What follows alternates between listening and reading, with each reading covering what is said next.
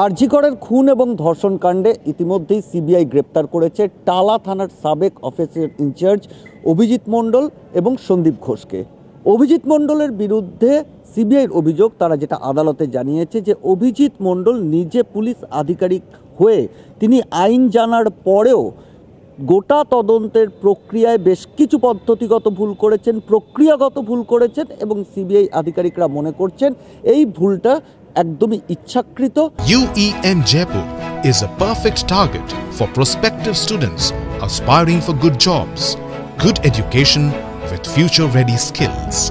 এবং এই ইচ্ছাকৃত ভুল করা হয়েছে প্রধান অভিযুক্ত সঞ্জয় রায় এবং সঞ্জয় রায়ের সঙ্গে যদি অন্য কেউ থেকে থাকে সেই সমস্ত অভিযুক্তদের সুযোগ পাইয়ে দেওয়া হয়েছে প্রমাণ লোপাট করতে এবং তাদের বিরুদ্ধে যে অভিযোগ সেই অভিযোগ লঘু করবার জন্য সুযোগ করে দেওয়া হয়েছে। এবং সেখান থেকেই কোথাও সিবিআই আধিকারিকরা আদালতে আশঙ্কা প্রকাশ করেছেন যে অভিজিৎ বাবুর এই পদ্ধতিগত ত্রুটি আদতে বৃহত্তর কোনো ষড়যন্ত্রের একটা অংশ হতে পারে এবং সেই কারণেই অভিজিৎ মণ্ডল এবং সন্দীপ ঘোষ এই দুজনের ভূমিকা নিয়েই প্রশ্ন থাকায় এই দুজনকেই মুখোমুখি জেরা করবার জন্য এই দুজনকে হেফাজতে চেয়েছিল সিবিআই। এই মুহূর্তে সিবিআই আধিকারিকরা তাদের জিজ্ঞাসাবাদ করছেন এবং সেখান থেকেই কিন্তু একটা বড় প্রশ্ন উঠে আসছে, তাহলে কি এর পরে কলকাতা পুলিশের নগরপাল বিনীত গোয়েলকেও সিবিআই আধিকারিকরা জিজ্ঞাসাবাদ করবেন?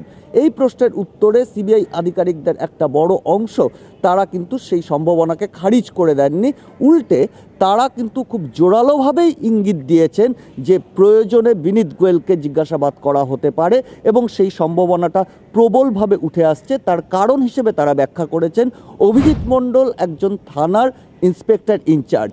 এই ধরনের ক্ষেত্রে যে ধরনের ঝুঁকি থাকে সেরকম ঝুঁকি তিনি হঠাৎ করে নিজের সিদ্ধান্তে আদৌ নেবেন এমনটা কিন্তু কোনোভাবে মনে করছেন না সিবিআই আধিকারিকরা। এবং সেখান থেকে সন্দীপ ঘোষের সঙ্গে কথোপকথন থেকে শুরু করে নগরপালের সঙ্গে অভিজিৎ মণ্ডলের যে কথোপকথন পাওয়া গেছে বলে সিবিআই দাবি করছে, তার ভিত্তিতে তারা মনে করছেন যে এর পেছনে বৃহত্তর ষড়যন্ত্র থাকতে পারে এবং অভিজিৎ মণ্ডলকে কেউ নির্দিষ্টভাবে এই যে ত্রুটিগুলো করবার জন্য নির্দেশ দিয়েছিল।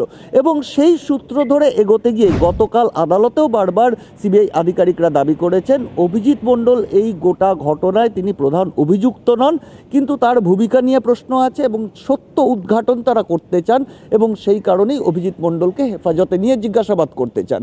আর সেখানে দাঁড়িয়েই সিবিআই আধিকারিকরা এই মুহূর্তে এই গন্ধটা পাচ্ছেন, অর্থাৎ তারা কোথাও আশঙ্কা প্রকাশ করছেন যে প্রমাণ লোপাট হয়েছে, তথ্য প্রমাণ লোপাট করা হয়েছে এই পদ্ধতিগত ত্রুটি তৈরি করে এবং এর পেছনে কোনো ষড়যন্ত্র থাকতে পারে।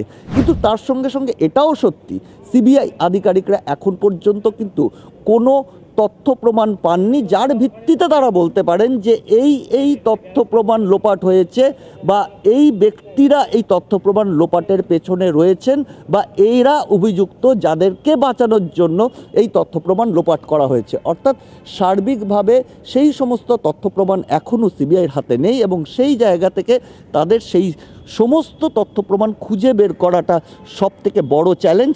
এবং সেই জায়গায় দাঁড়িয়ে আরও একটা প্রশ্ন উঠে আসছে যে অভিজিৎ মণ্ডল যদি এই তথ্য প্রমাণ লোপাটে সহায়তা করে থাকেন তাহলে তার পেছনে মোটিভ কি, কাকে বাঁচানোর জন্য? কারণ সঞ্জয় ইতিমধ্যেই গ্রেপ্তার হয়েছে, তাহলে আর কাকে বাঁচানোর জন্য অভিজিৎ মণ্ডল এই কাজ করে থাকতে পারেন?